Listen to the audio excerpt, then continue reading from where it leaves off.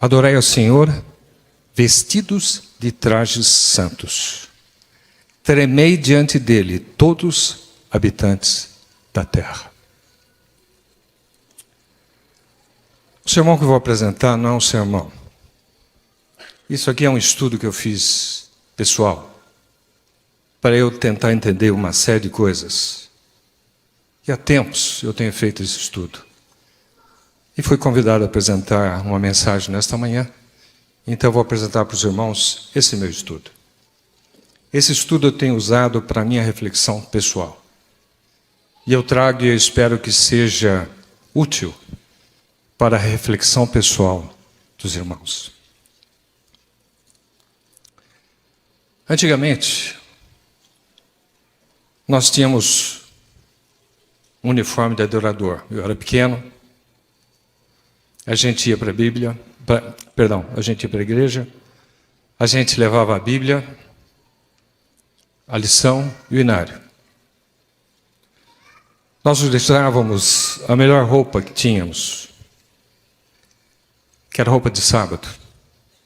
Era uma roupa que a minha mãe dizia que tinha que ser discreta e a que menos ressaltava o corpo. Nós não íamos à igreja como quem vai ao supermercado, ao estádio ou ao shopping.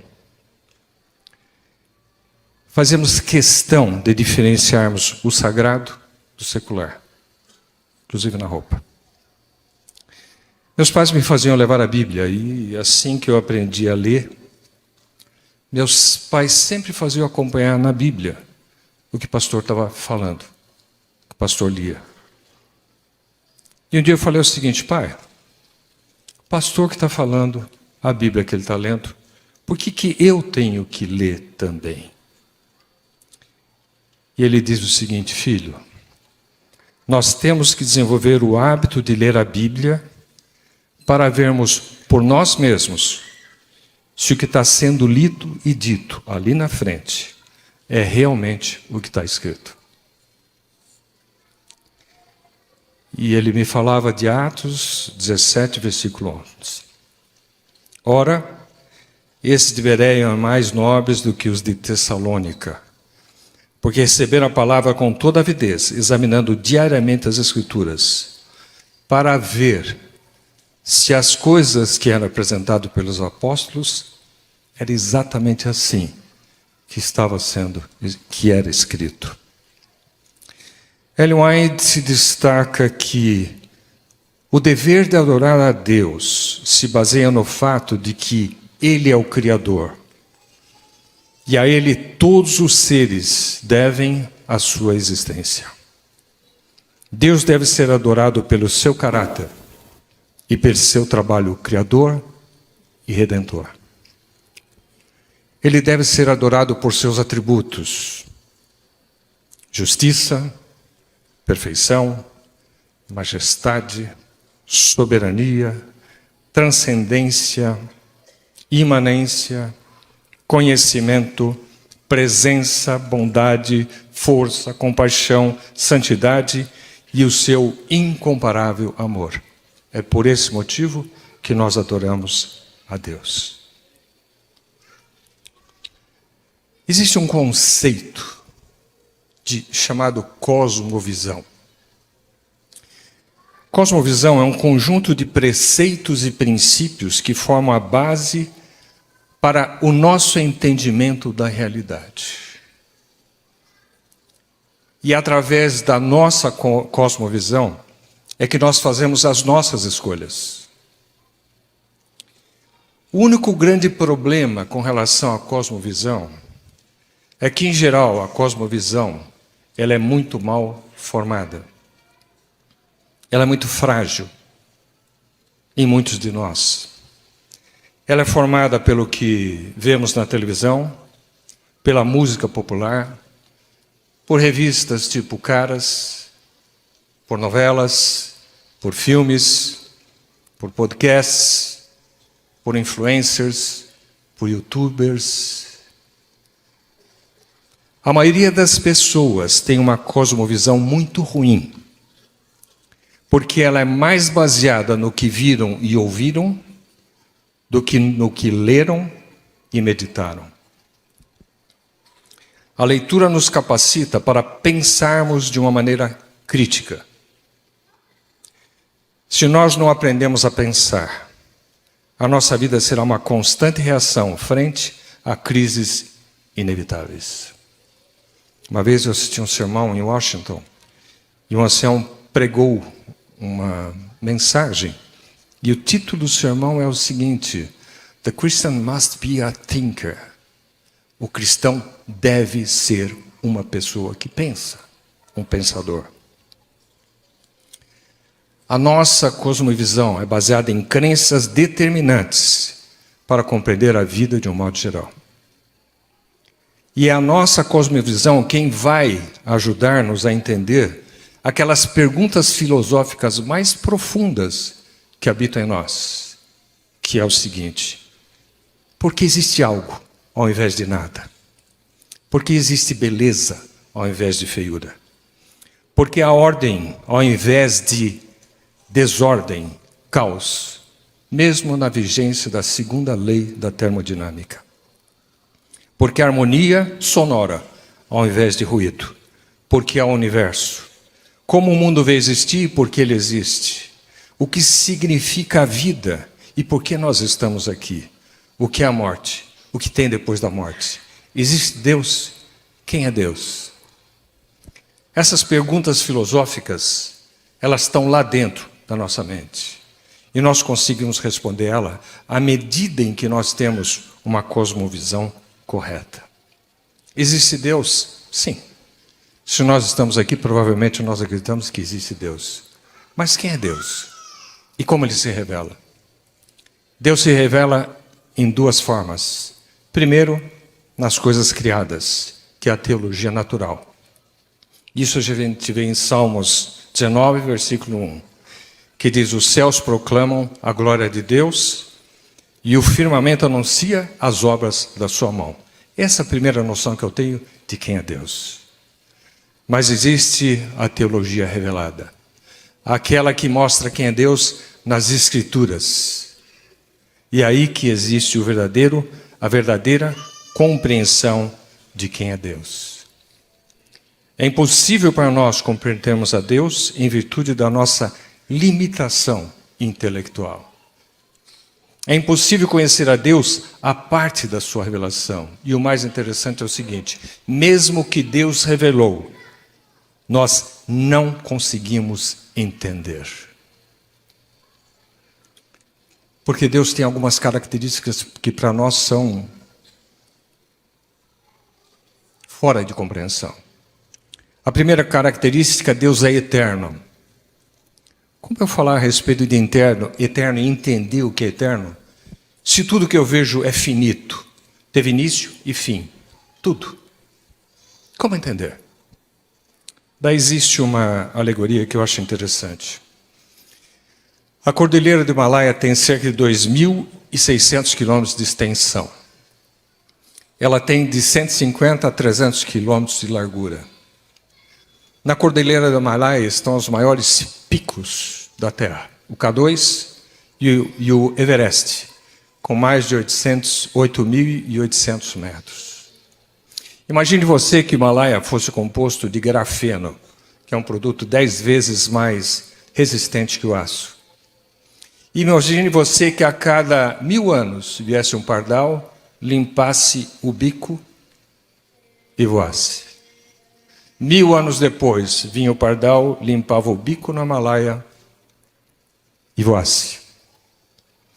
Quando, em determinado momento, todo o Himalaia estivesse desgastado pelo atrito com o bico do pardal, aí teria começado a eternidade.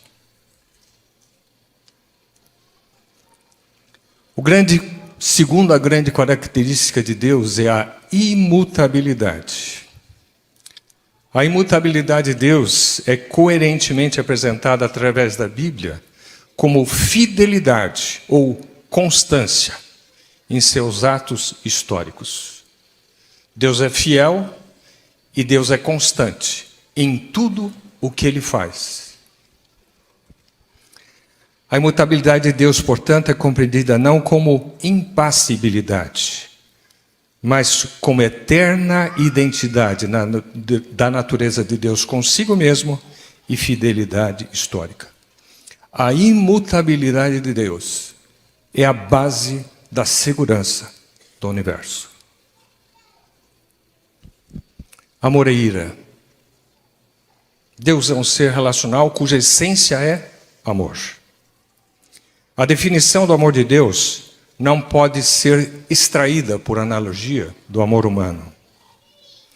O amor divino é a base da criação e, sobretudo, da redenção. O amor de Deus entregou o Filho, e o amor do Filho se fez entregar por mim e por você. Quando o ser humano peca, qual a reação de Deus? Quando o ser humano peca, Deus oferece a salvação em Cristo Jesus. Outra característica que nós não conseguimos entender de Deus é a transcendência. Apesar de Deus ter criado tudo, Ele não se limita e não é limitado pela sua criação. Se eu for 1 milhão de anos-luz nesse sentido agora, Deus está lá. Se eu for 1 milhão de anos-luz nesse sentido agora, Deus está lá. Isso se chama transcendência. Ultrapassa a criação. Lá não vai estar um pedacinho de Deus. Lá está Deus. Lá não vai estar um pedacinho de Deus. Lá está Deus. E Deus, que não pode ser preso em nenhum lugar, está aqui, nesta manhã, na sua totalidade. Essa característica se chama imanência. É uma característica que a gente não consegue entender. A criação de Deus, a criação depende exclusivamente da atividade e da sabedoria de Deus. A criação não requer nem admite a existência de qualquer princípio fora de Deus, tais como matéria, energia ou tempo. No princípio era Deus. No princípio não havia matéria. No princípio não havia distância. No princípio não havia energia. No princípio havia Deus. Como eu vou entender isso? A partir de Deus, da sua palavra, Ele diz, haja e ouve. Deus é o único que tem a capacidade de criar ex nihilo. Ou seja, cria tudo a partir de nada. Deus criou apenas com a sua palavra. A nossa Terra tem cerca de 12.560 quilômetros. O Sol, que é uma estrela de quinta grandeza, tem um diâmetro de 1.392.700 quilômetros. O Sol queima cerca de 600 milhões de toneladas de hidrogênio por segundo. E o Sol tem energia para queimar mais 6 bilhões e meio de anos. Existe de 100 a 200 bilhões de galáxias. E em cada galáxia existe cerca de 500 bilhões de sóis. A maior estrela da constelação Canis Majoris, ou Cão Maior, se ela fosse oca, caberia dentro dela 1 quatrilhão de planetas Terra dentro.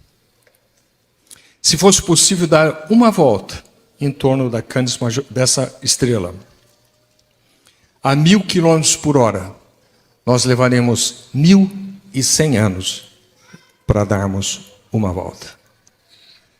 Isso tudo surgiu de uma palavra. Faça-se. Haja. Esse é o nosso Deus. A Bíblia nos adverte, nos admoesta e nos chama a adorarmos a Deus. E o que é adoração?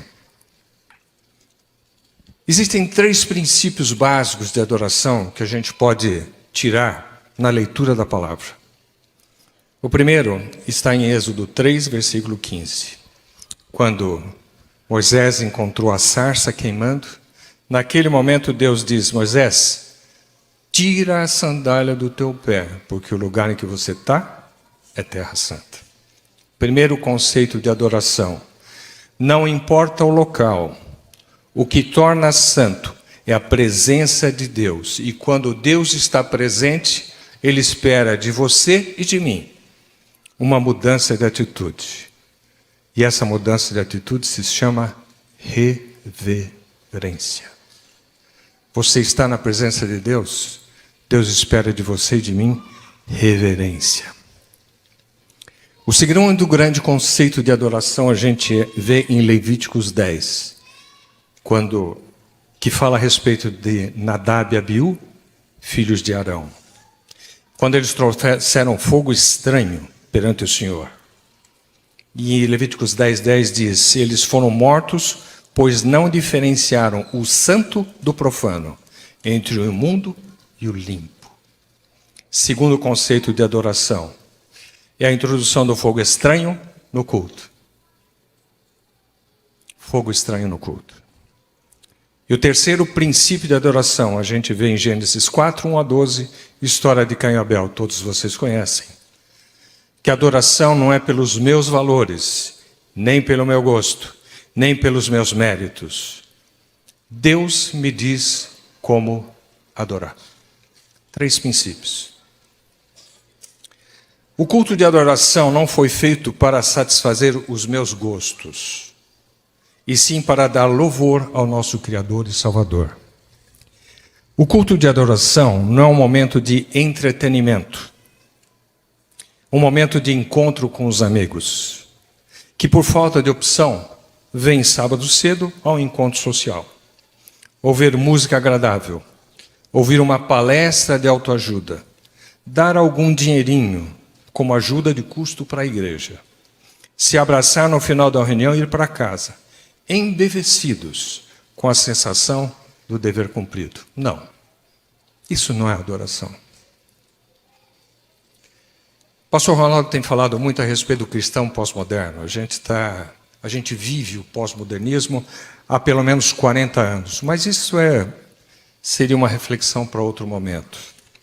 Mas é interessante a gente ler, e eu ouvi tempos atrás, uma entrevista do Dr. Rodrigo Silva, falando as características do cristão moderno. Diz o Dr. Rodrigo Silva: o que o cristão moderno procura é um evangelho de serviço. O cristão consumidor, com programação à base de louvor, conjuntos musicais, músicas que mexam com o sentimento e emoção, de preferência com bastante ritmo e sincopada. Com versos simples e repetitivos. Prega-se pouco sobre pecado. O cristão moderno quer ser menos sectário, menos minoria, menos incomodado. Ele quer uma religião personalizada, mais parecida com a sua personalidade do que com Deus que se assemelhe a Ele. Um Deus feito à sua imagem e semelhança, e não o contrário. O cristão moderno quer um culto que fale mais de autoajuda e menos de pecado. Um evangelho que traga solução para os seus problemas atuais, relegando a vida eterna e o caminho estreito para um momento secundário. Ele pensa que talvez, inclusive, o caminho da porta estreita seja um evangelho equivocado, fruto de uma leitura fundamentalista. Outro dia eu vi um pastor falar uma coisa que eu achei extremamente interessante. Antigamente, quando o pastor chamava o pecado pelo nome, o cristão se arrependia e mudava. Atualmente, quando o pastor chama o pecado pelo nome, o cristão se ofende e muda de igreja. E aqui nós entramos no conceito de adoração. Adoração é uma manifestação de exaltação racional em reconhecimento e submissão a Deus. Porque Ele é o Criador, porque Ele é o mantenedor, porque Ele é o Redentor. Porque Ele é amor, porque Ele é misericordioso. Adorar é reconhecer, exaltar a Ele e a Ele se submeter. Deus criou a você e a mim com uma coisa chamada livre-arbítrio. Você e eu podemos escolher o que quisermos. Eu não sou obrigado a escolher nada. Deus me deu esse direito. Eu posso escolher qualquer coisa, inclusive adorá-lo ou não. Se eu não quiser adorá-lo, eu continuarei a viver, ganhar dinheiro, ter bens, talvez uma vida relativamente bem. Porque isso está nas bênçãos gerais de Deus para a humanidade. Em Mateus 5,45 a gente lê, porque Ele faz nascer o seu sol sobre maus e bons, e faz chover sobre justos e injustos. Bênçãos gerais. O pastor Roberto Motto, tempos atrás, fez aqui uma série de cultos, e ele diz o seguinte: no entanto, se eu resolver adorar a Deus, eu não tenho livre-arbítrio de como fazê-lo. Deus diz como deve ser adorado. Muitos, quando ouvem essa frase, se revoltam. Falam, que Deus é esse? Que Ele exige adoração e ainda fala como quer ser adorado. E aqui tem um ponto que a gente precisa entender. Deus determina como eu devo adorá-lo, não porque Ele é arbitrário, como muitas pessoas imaturas pensam. Pastor Benedito Muniz falou alguns sábados atrás, Deus não é um ser narcisista que criou para ter quem o adore. Não. Deus não precisa que alguém o adule. Deus não precisa da minha adoração a fim de aumentar a sua autoestima. O fato de eu adorar não vai fazer com que ele se sinta mais Deus. Agora ele sabe que se eu adorar por mim, eu adorarei a um Deus que eu construirei, a minha imagem e a minha semelhança. Eu farei uma adoração e louvor baseados em meu gosto, nos meus méritos, nos meus valores, e não em princípios. Portanto, até na adoração, eu preciso que Deus me diga como fazê-lo, não por Ele, mas por mim. Hoje, é muito comum a gente ver grupos, comunidades, às vezes que saem da nossa igreja e fazem os seus grupos, que dizem que você pode adorar a Deus do seu jeito.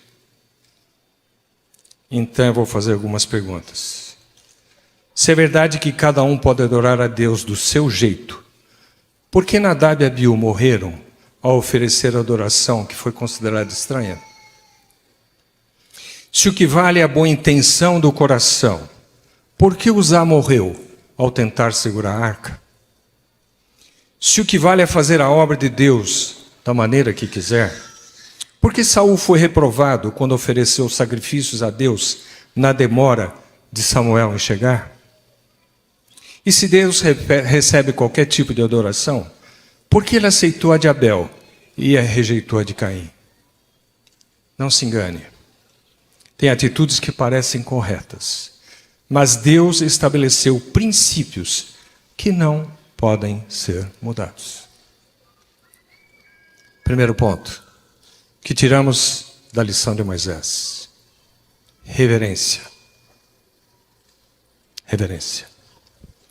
Em Salmos 46, versículo 10, nós lemos: aquietai-vos e sabei que eu sou Deus.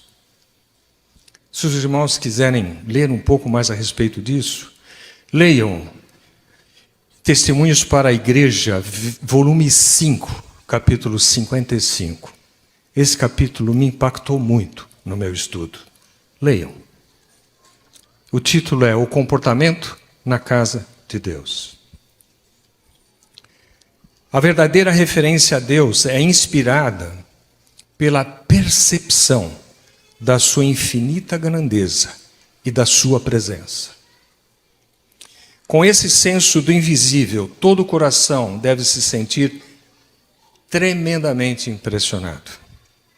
O momento e o lugar de oração aqui são sagrados, porque Deus está aqui.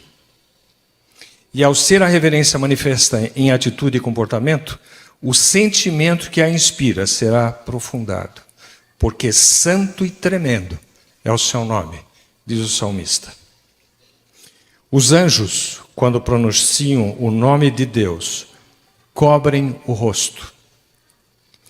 Com que reverência, então, nós, que somos pecadores e seres caídos, deveríamos pronunciá-lo com o nosso lábio? Isso está em Profetas e Reis, página 25 e 26. Agora eu vou fazer uma reflexão que eu faço para mim. Às vezes, quando a gente entra na igreja, o serviço não começou, às vezes dá a nítida sensação que parece que nós estamos num teatro ou em um estádio, momentos antes de começar o espetáculo. As pessoas falam alto. Alguns gritam, cumprimentam-se com o bater de palma de mão, na tentativa de fazer o maior barulho possível. Conversa-se qualquer coisa. Após começar o serviço, as pessoas continuam falando. Muitas vezes a gente sentado aqui consegue ouvir as pessoas falando, conversando alto, 2 bancos atrás. As pessoas têm alguma coisa para falar, as pessoas não cochicham e falam o essencial. As pessoas ficam falando alto. Se a música que é tocada para meditação e preparo do espírito aumenta um pouco o volume das vozes também aumenta.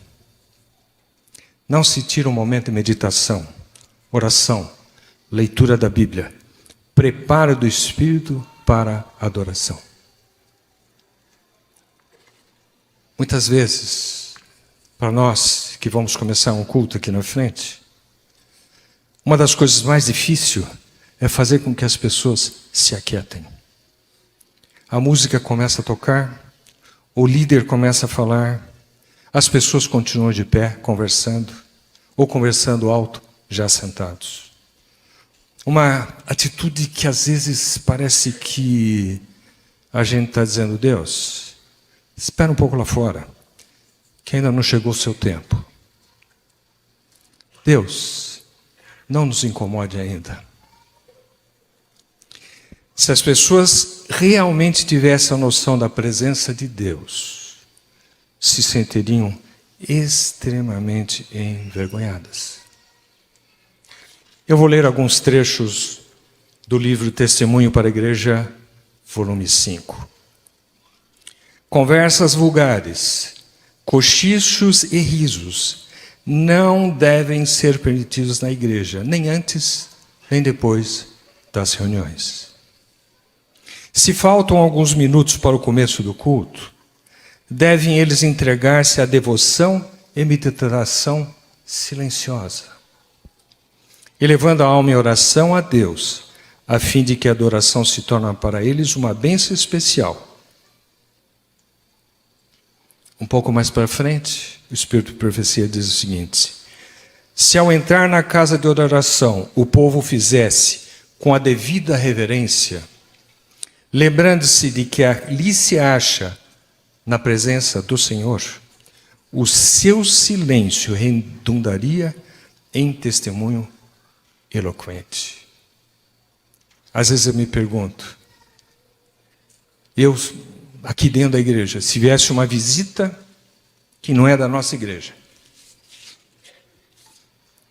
e essa visita estivesse me observando, será que ela entenderia que eu realmente acredito que Deus está aqui? É um fato, diz o Espírito de Profecia, é um fato deplorável que a reverência pela casa de Deus esteja quase extinta, As coisas e lugares sagrados quase não são mais discernidos. O que o santo elevado não é apreciado. Quando eu li isso, eu fiquei pensando na minha atitude dentro da igreja.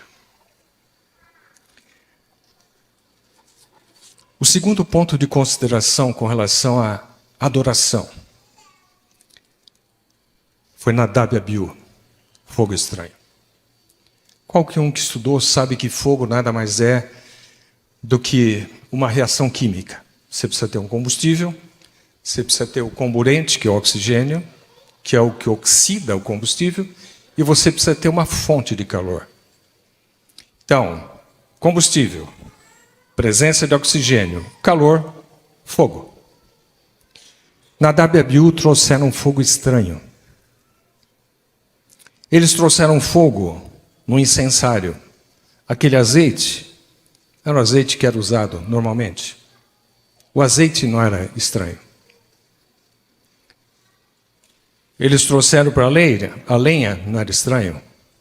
O fogo ia acontecer por causa do oxigênio, que não era estranho. Onde estava o estranho? O estranho estava na fonte do calor. Aí que está o estranho. Combustível, oxigênio, fonte de calor. Nós, seres humanos, por natureza, nós somos combustível extremamente inflamáveis, você e eu. Emocionalmente inflamáveis, você e eu.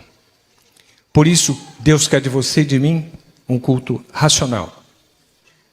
Qualquer fonte de calor, se nós não prestarmos atenção, nós pegamos fogo. Nós somos o combustível, pegamos e mantemos fogo correto, apenas na presença do Espírito Santo, que é o comburente e a fonte de calor. Portanto, daqui da frente, o que é fogo estranho? Tudo aquilo que vem da fonte incorreta. A mensagem pode ser fogo estranho. A música pode ser fogo estranho. A historinha pode ser fogo estranho. Por mais que emocione a audiência, pode ser fogo estranho. Pastor Alberto Tim, na Revista Adventista de junho de 2001, ele diz o seguinte. Ele escreveu um artigo que diz o seguinte: podemos ser ainda considerados o povo da Bíblia? E ele diz que até o final da década de 70, uma das características do adventismo era o extremo conhecimento bíblico. Tanto é que os adventistas eram conhecidos como o povo da Bíblia. Eu me lembro muito bem que muitos adventistas competiam num concurso de conhecimento bíblico. E eu me lembro de uma das últimas que venceu o concurso bíblico no Brasil e que defendeu o Brasil em Israel, foi a professora Yolanda Anversa. E eu sei disso porque a professora Yolanda Anversa foi a minha professora de Bíblia no ginásio. A partir da década de 80, o interesse pelo conhecimento bíblico doutrinário foi superado por uma leitura existencialista da Bíblia.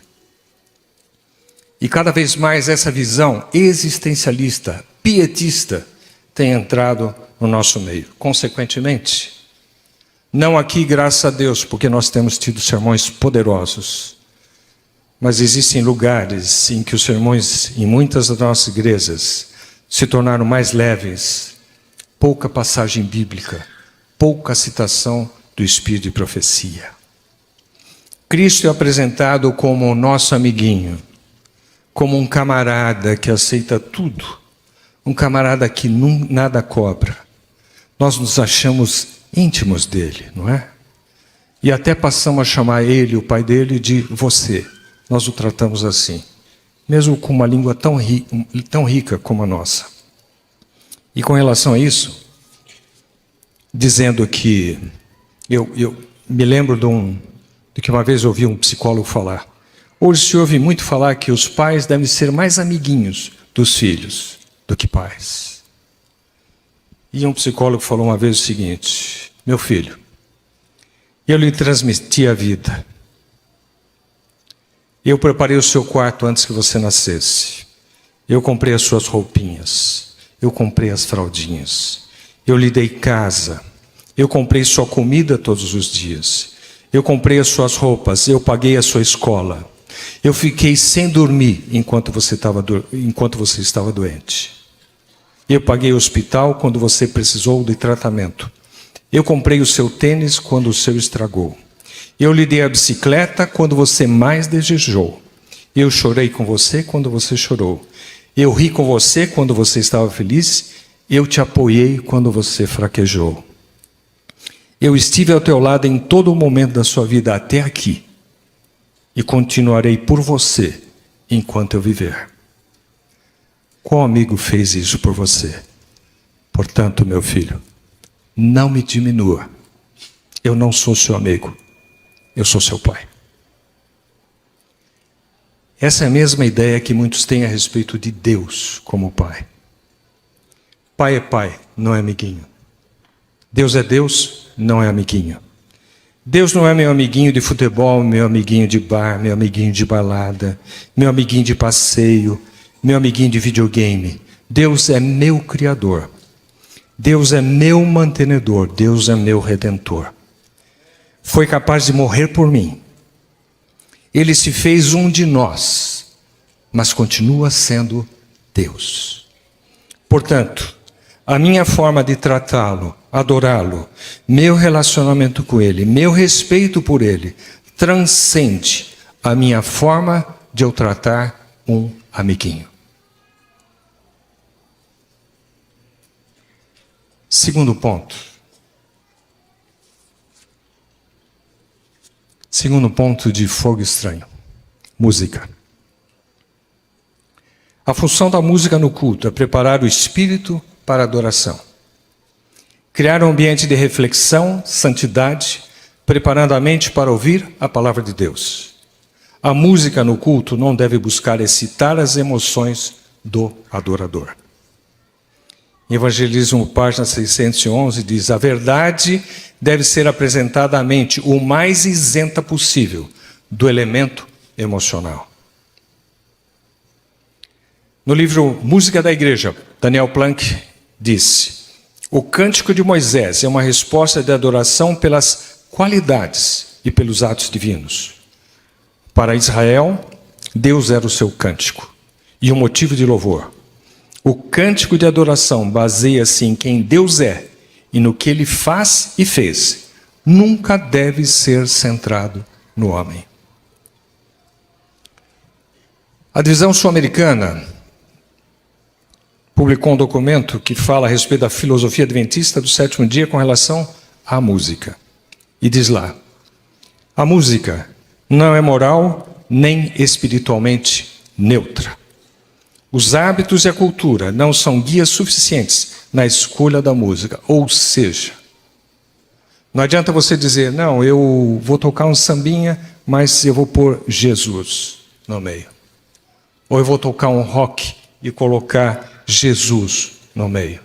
Não, porque a música em si, ela não é neutra. Se eu falar agora para vocês Rolling Stones, se eu falar Bach, se eu falar Chitãozinho e Chororó, se eu falar Anitta, nós associamos esses nomes a estilos musicais: rock, clássica, sertaneja, pop, reggaeton, funk, carioca. Esses estilos musicais têm o seu ambiente próprio, com os quais estão associados e são considerados impróprios quando fora do contexto. Uma igreja, um circo, um velório, uma balada. Todos têm o seu próprio sentido, a sua atmosfera, comportamento e característica musical do ambiente. É impróprio ou fora de contexto ouvir uma música de funeral num circo. Ou uma música de balada num funeral. É impróprio. Portanto, é impróprio ouvirmos músicas com roupagem sacra, mas de estilo popular, em um culto de adoração. É impróprio.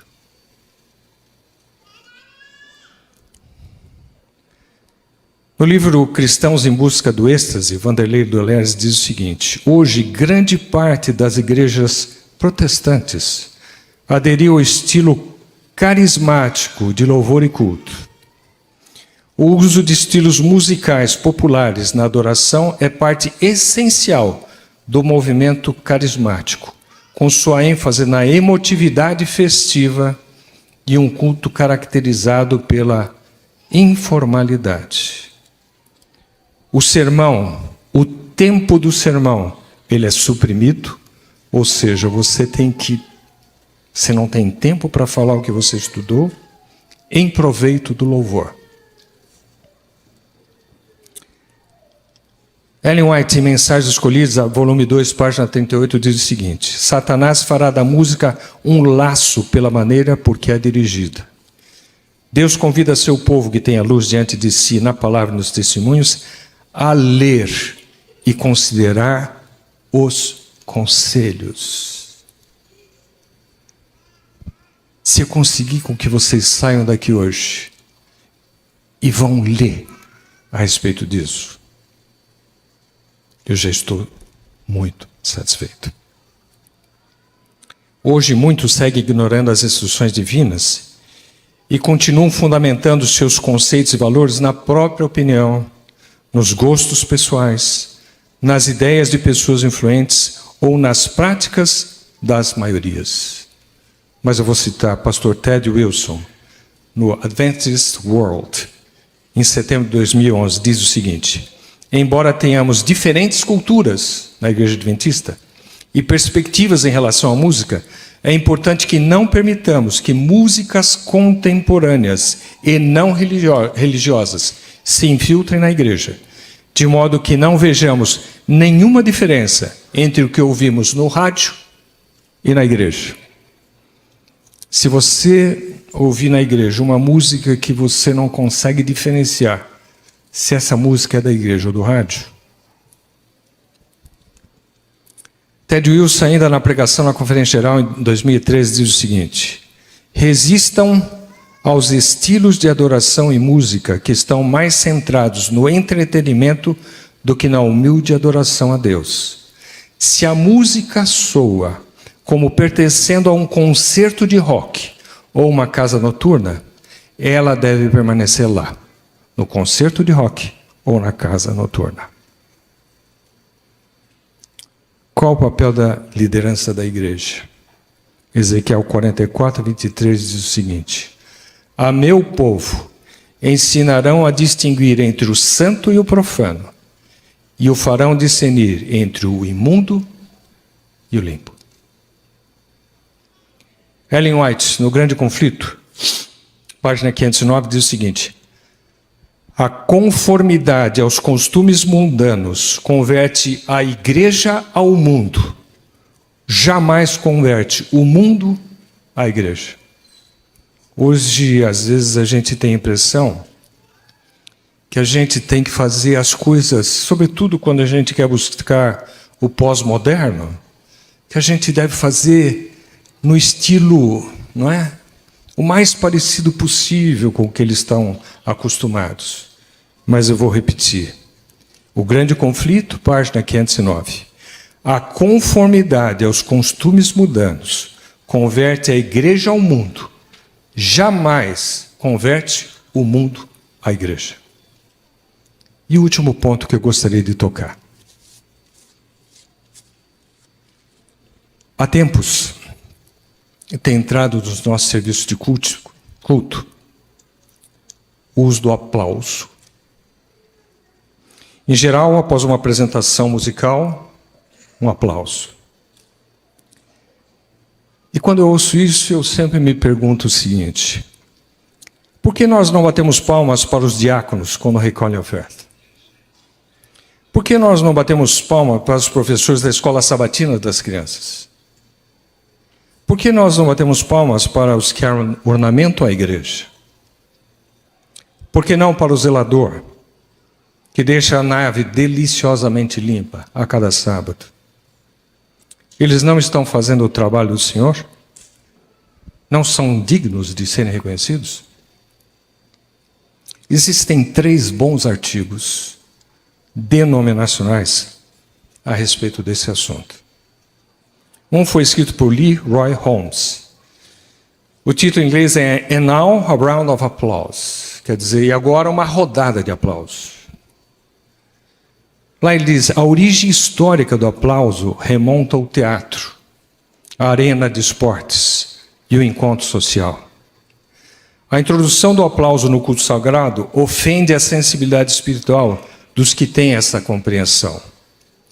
Para estes, o aplauso no serviço do culto muda o foco da adoração do vertical para o horizontal. Diz ele ainda, é uma anomalia como tocar um rock, ou um funk, ou um samba em um serviço de comunhão. Seculariza-se o sagrado. As palmas expressam aprovação, gratidão, louvor, e a gratidão pelo entretenimento agradável ou excitante que apresentaram.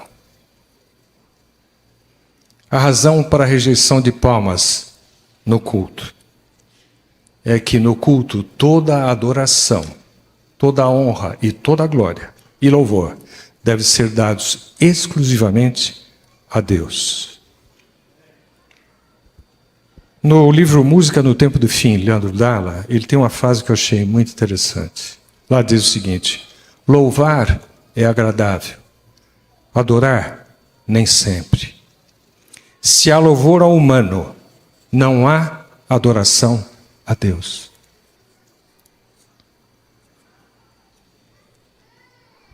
Em geral, no término de uma música de louvor, tanto de coral de conjunto, com muito ritmo, volume forte, acompanhado de uma banda de instrumentos eletrônicos, com acordes dissonantes, terminando em floreado o crescendo, faz com que a casa caia.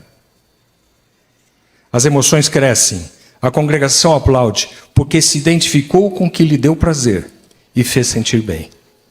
Se a congregação se emocionou, muitos acham que Deus também se emocionou. Mas não. O aplauso só mede o valor do entretenimento. E num culto, Deus não está para ser entretido. Em geral, e a gente nota que músicas com instrumentos acústicos, hinos clássicos, músicas que levam a introspecção e meditação, terminando em um ralentando e pianíssimo, nunca recebem palmas.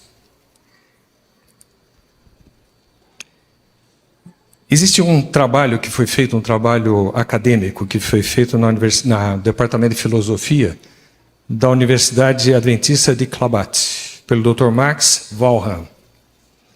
E é uma revisão teológica. O título do trabalho é Clapping in Seventh-day Adventist Worship. Quer dizer, uma tradução assim é o aplauso no serviço de culto da Igreja Adventista. E lá ele fala 4 razões pelos quais as palmas estão entrando na igreja. Primeira, o aumento do secularismo em nossas igrejas pela adoção do padrão midiático secular de entretenimento nos serviços da igreja. Segundo, a adoção de cultos e estilos evangelísticos das mega churches, igrejas carismáticas e pentecostais, onde normalmente você não tem mais um púlpito, e sim um palco. Terceiro, aculturar a igreja incorporando elementos da tradição local na forma de músicas e teatralização, e conceitos não cristãos de adoração. E por fim, falta de entendimento do que a Bíblia e o Espírito de profecia dizem a respeito destas coisas. No Velho Testamento, no Novo Testamento, e se você ler Apocalipse 5, quando o maior coral de todos os tempos se reúne em adoração, os 4 seres, ao final de ouvir aquele cântico, ao invés de baterem palmas, eles falam amém. O amém foi usado no serviço do velho culto, no culto do Velho Testamento, no Novo Testamento, e também será na Nova Terra. O amém confirma a mensagem. O aplauso homenageia o artista. As palmas na Igreja Adventista não foram introduzidas como resultado de uma pesquisa com oração na Bíblia e no Espírito de Profecia. E veio como tantas outras coisas têm vindo, pelo desejo de moldar-se segundo outras igrejas. Charles Spurgeon diz uma certa vez: a maior mentira inventada pelo demônio é a de que as igrejas podem salvar almas com entretenimento. Que o Espírito Santo nos dê discernimento, que nós sejamos bereanos em nossa atitude de cristãos, que nós busquemos adquirir conhecimento primário e que nos conscientizemos do espírito de reverência, reconhecimento e adoração que nós devemos ao nosso Deus, Criador e Redentor. Em pouco tempo, o grande Deus que adoramos efetuará o último ato de amor, de misericórdia e de justiça na batalha contra o mal. E nesse dia, em pouco tempo, a batalha será findada. E de acordo com Apocalipse 21, versículo 4, naquele momento, Ele enxugará dos nossos olhos toda lágrima. E não haverá mais morte, não haverá mais pranto, nem lamento, nem dor, porque as primeiras coisas já são passadas. E então, de uma lua nova até outra, e desde um sábado até outro, e virá toda a carne a adorar perante mim, diz o Senhor. Pois Cristo, o Cordeiro de Deus, venceu a batalha. Por isso a Ele todo louvor, toda honra e toda glória, para todos sempre. Amém.